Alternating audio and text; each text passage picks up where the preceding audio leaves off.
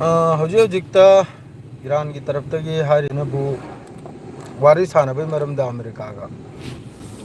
ꯏꯔꯥꯟꯒꯤ ꯇꯔꯞꯇꯒꯤ ꯍꯥꯏꯔꯤꯁꯤꯅꯕꯨ ꯏꯔꯥꯟꯒꯤ ꯁꯨꯄ꯭रीम लीडरबू इज्जत तौसिनी अमेरिकाबू अदुई मतुंगदा इज्जत तौबई मतुंगदा वारी सानदे सिनी तरदी याम साथीना इज्जत तौगिद्राबा अमेरिका के डोनाल्ड ट्रम्प होइगेरा नेतन्याहू होइगेरा मोंग की स्टेटमेंट मकोइनि पीरिसे अदुना मरम होइरगा हारिसिनबू मखोइबू इज्जत तौसिनी ईरानबू अदुई मतुंगदा अतई मखा ताबा वारी लानगी मरमदो होइगेरा कानूनगी मरमदो होइगेरा एनी मरमदो होइगेरा एक नंबर अदुमा लैरा खोतीसी यामना चावना ओइखरे ईरान कीसु याम साथीना नुकसान नि अदुगा इजराइल कीसु ईरान दगी आरो डबल करे अबि इजराइल सुतपिप देश निना लुंग मसाम तो लंगेलसु मागी दुगना सोकपुदु हेल्या असलवादा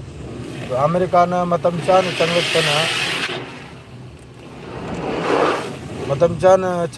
गारी चामली अदुननी मकोल से खजिक नुवाई तो समय मरो बिबियादे मतम चान चंगलतना माना कलहौरमनिना हिम खरे एक नंबर दा दुई नंबर दनबू हौजिक की पावनी गाजा मनुंग मी हुंफुगी मथक्तनी सहित होइसे मी हुंफुगी मथक्ता गाजा मनुंग दुई नंबर अदुम लेरे तीन नंबर दा डोनाल्ड ट्रम्प की तरफ तक इजराइल दहारी से अथूबदा सेसफायर की दमकता सेसफायर की वारी साहब से हमास का दिल तौबे दमकता वारी हौरसेनी हमास का दिल तौबे दमकता नेतन्याहू ना डोनाल्ड ट्रम्प ने नेतन्याहू दा इजराइल दा जिक थमिसे माद्रदी लेबनान लोमदा लागे पाउसी लेबनान की आई मको इंपोर्टेंट पाउसी तो मैं हमदा थमजरम को लेबनान की हिजबुल्लाह की हजिक की स्पोर्ट मैन नईम कासिमी की तरफ तक स्टेटमेंट सबर की इम्तिहान लौरे नो हाइखरे सबर तो बंगमद्रिसिनी हेंजलेसिनी याम साथीना हेंजलेसिनी सेसफायर कायरगा मखोइना स्ट्राइक तौरिबा अमा तौरिसे से अथुबदा लेपुसिनी अथुबदा लेप तब तारगदी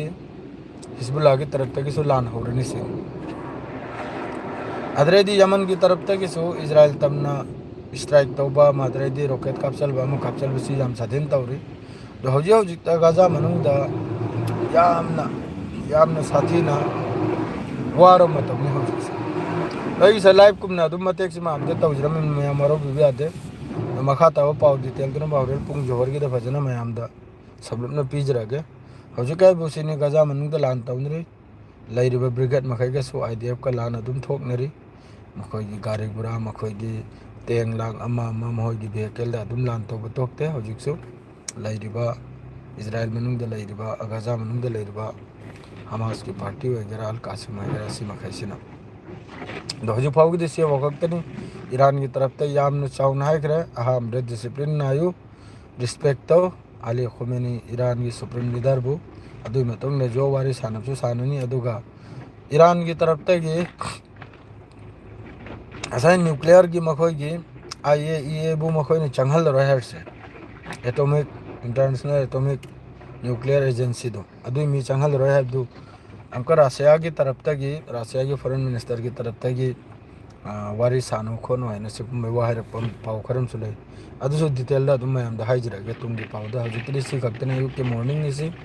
शेयर के लोइजरे सलाम अलैकुम।